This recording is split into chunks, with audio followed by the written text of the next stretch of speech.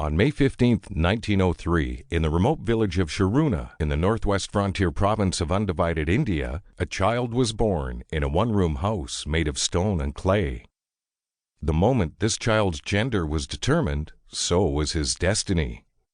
He was called Gafoor, a strong masculine title which meant forgiver and merciful.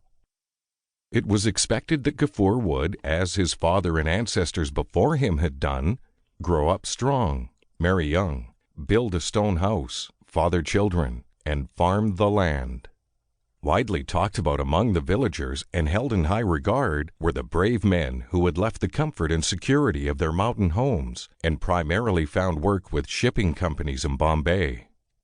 Gafoor would listen intently to these stories and was growing into an idealist. Eager to find out how much more the world might have to offer, he left his home and signed up to set sail as soon as he turned 18. Gafoor would spend 19 years working on the ships, and during this time he married.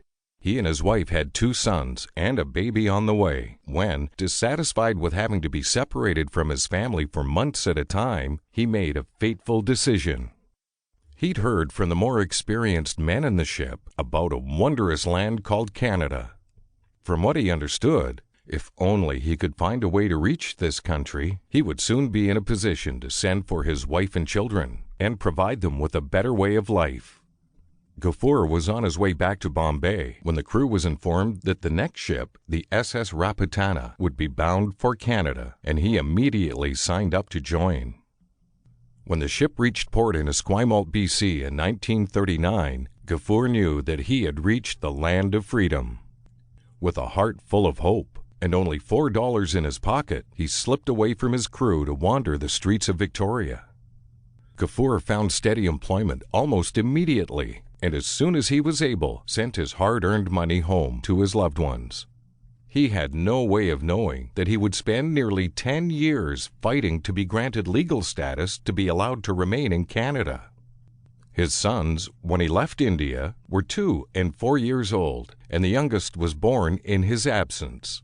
By the time they were reunited, his sons had grown to become young men.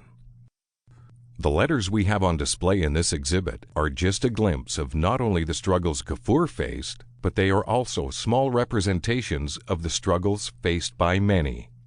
The immigration laws in place back then resulted in families being separated for undeterminable lengths of time.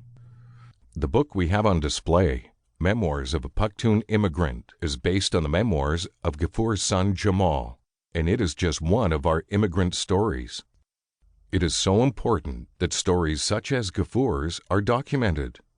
After all, Canada is our very own patchwork quilt, painstakingly stitched together with sacrifice, tears, love, and a multitude of cultures.